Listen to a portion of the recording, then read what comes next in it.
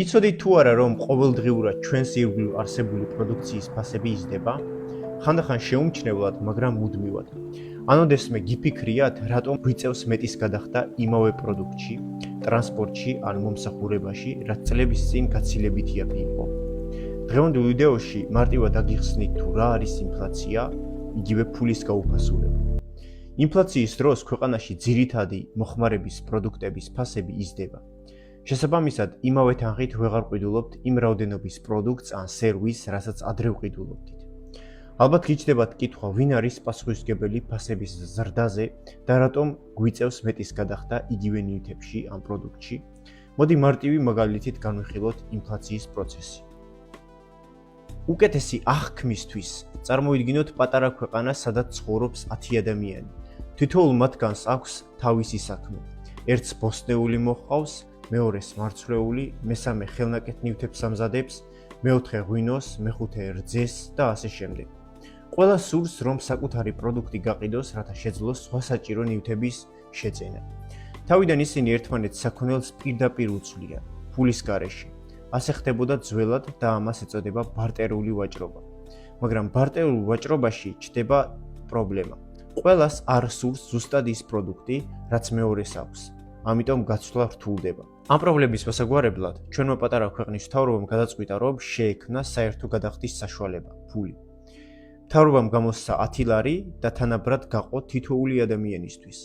ახლა ყველას შეუძლია მარტივად იყიდოს და გაყიდოს პროდუქტი. ყველა მიცის რა ყიდვითი ძალა აქვს 1 ლარს და რა რაოდენობის საქონლის ყიდვა შეუძლია ამ თანხით. ეს სისტემა მუშაობს იქამდე, სანამ ეკონომიკაში ფულისა და პროდუქტების რაოდენობა ბალანსშია. მაგრამ მოდი წარმოვიდგინოთ, რომ მთავრობამ გადაწყვიტა ეკონომიკის განვითარება და დაბეჭდა დამატებით კიდევ 10 ლარი.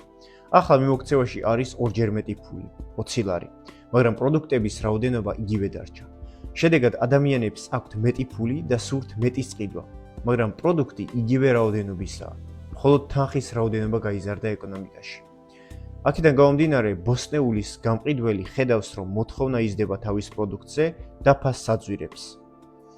იგივე ხდება ღვინის მწარმოებელთან, მარცვლეულის გამყიდველთან და სხვებთანაც. ასე იწყება ინფლაცია, როცა ფულის რაოდენობა იზრდება, მაგრამ არსებული საქონლის რაოდენობა და ხარისხი იგივე რჩება. შედეგად, ფული თანდათან კარგავს ღირებულებას. თუ ადრე 1 ლარი შეიძლებოდა 1 პურის ყიდვა, ახლა იგივე პურისთვის 2 ლარის გადახდა გიწევთ. და ეს არის ინფლაციის არსი. ფასები მატულობს არა იმიტომ, რომ პროდუქტი უკეთესი გახდა, არამედ იმიტომ, რომ ფული უფრო გამრავლდა და ნაკლები ყიდვითი ღირებულება მიიღო.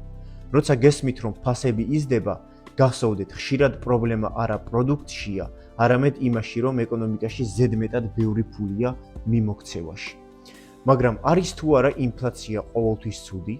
და როგორ შეიძლება ფულის გაუფასურება მოიტანოს დადებითი შედეგები ქვეყნის ეკონომიკისთვის? ამ ორ თემაზე ვისაუბრებთ უფრო ცლად შემდეგ ვიდეოებში. ხოლო თუ გაგიჩნდათ კითხვები ინფლაციასთან დაკავშირებით, შეგიძლიათ მომწეროთ ჩემს ელექტრონულ პოსტაზე, რომელსაც YouTube არხის აღწერაში იპოვით, ან პირდაპირ დააკომენტარეთ ვიდეოს ბოლოში.